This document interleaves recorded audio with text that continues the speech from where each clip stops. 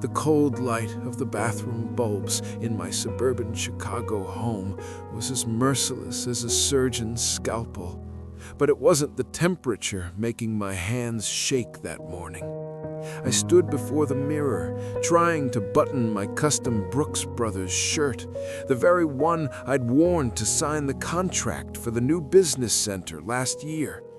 The cotton, which had always felt like a second skin, was now pulled tight across my chest, straining the placket until it rippled, threatening to burst, while the shoulders, conversely, seemed deflated, the fabric hanging in pathetic, empty folds. I looked into the mirror, but the person staring back wasn't Mark, the 38-year-old lead architect who had built his life on a foundation of ambition, medium-rare steaks, and evening gym sessions. Staring back was a stranger, or rather a stranger trapped inside the collapsing shell of a man with eyes full of primal terror. This hadn't been a sudden awakening. No, it had been creeping up for months like a quiet but lethal virus. But on this rainy Tuesday in November, the quantity had finally shifted into a terrifying quality. My body was betraying me, ignoring the laws of biology I'd learned in college. I lowered my gaze to where my hips, once narrow and wiry, had treacherously rounded, barely fitting into my designer jeans, and I felt bile rise in my throat, a mixture of panic and a strange, almost electric excitement that I was afraid to acknowledge even to my therapist. Sarah, my wife, was already downstairs. I could hear the coffee machine hissing and the murmur of the morning news on the TV, the sounds of the perfect American life we had worked so hard to build. But now, the smell of her almond milk coffee and the scent of her Chanel perfume lingering in the bathroom hit my olfactory receptors with the force of a sledgehammer. My senses had sharpened to the limit.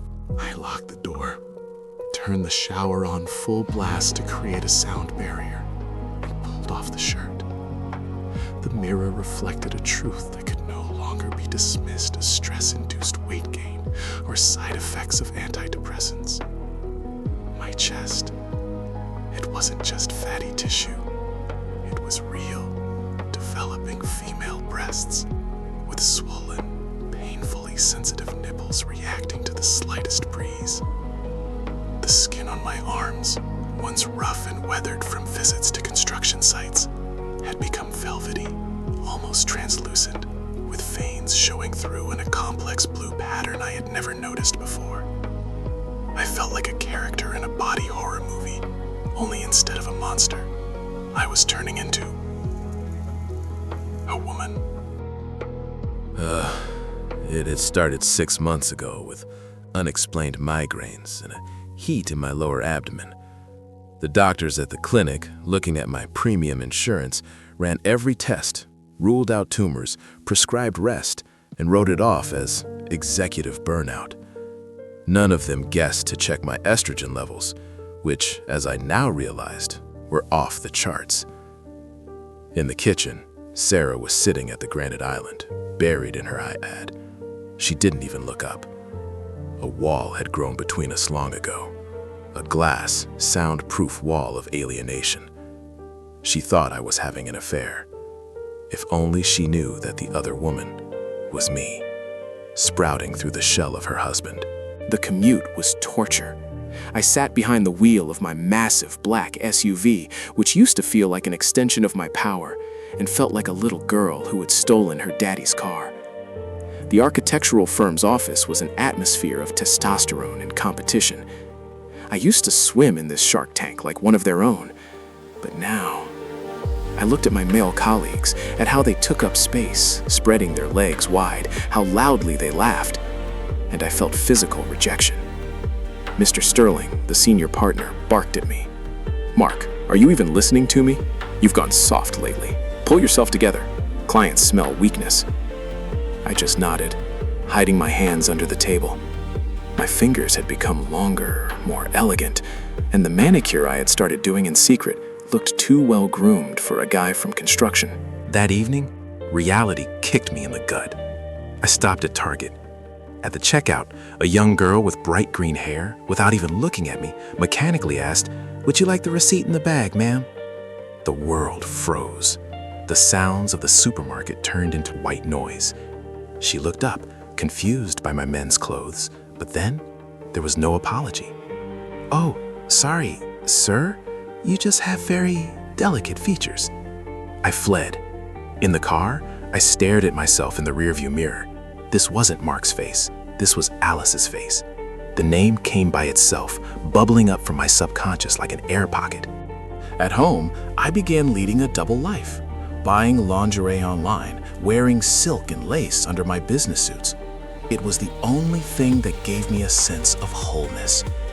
The crisis hit 2 weeks later, the Architects Foundation Gala, a black tie event. I stood in my walk-in closet, trying to put on a tuxedo. The trousers wouldn't button over my hips, the jacket pulled tight. I looked at myself in the mirror and saw a clown, a cross-dresser, a mistake of nature. And that's when I broke. I sat on the floor right there in the closet, surrounded by rows of shoes, and sobbed. Not with stingy male tears, but loudly, hysterically, smearing the foundation I had stolen from Sarah. The door opened. Sarah stood on the threshold. She saw me, hunched over, pants unbuttoned, sobbing, with women's underwear peeking out. "Mark? Is there someone else? What is this?" I looked up. "There is no one else, Sarah. There's only me. And I am disappearing." I stood up and stripped off the male disguise. I waited for a scream, but silence fell. Sarah stepped closer. "My God," she whispered. "You're not sick. You look just like Aunt Claire." She pulled out an old black and white snapshot. It showed a woman strikingly similar to me. She was born a boy, Clarence, but turned into a woman.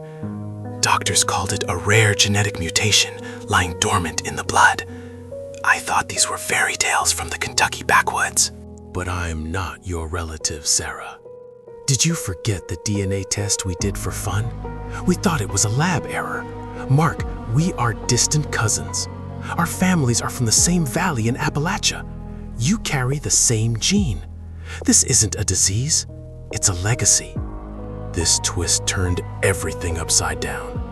My transformation wasn't a solitary curse, but part of a forgotten history. Sarah didn't leave.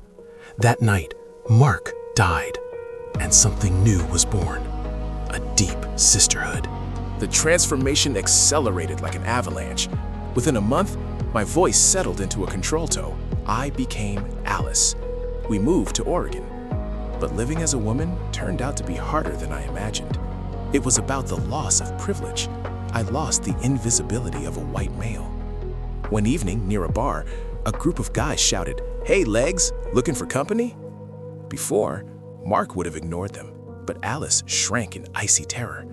I realized I was physically weaker, a potential victim. I ran all the way home, gasping for air. Male safety was gone. I had entered a world where you must constantly be on guard. A year has passed. Sarah and I are sitting in a coffee shop in Portland. None of the customers see a former man. They see two women. I lost my career, my status, friends who wouldn't understand. But I found myself. I looked at my reflection in the window. There was a woman with slightly sad eyes who knew the price of her freedom. "Do you have regrets?" Sarah asked. I thought about the cold emptiness of my old life. I lost everything I thought was important to find what is priceless, I answered.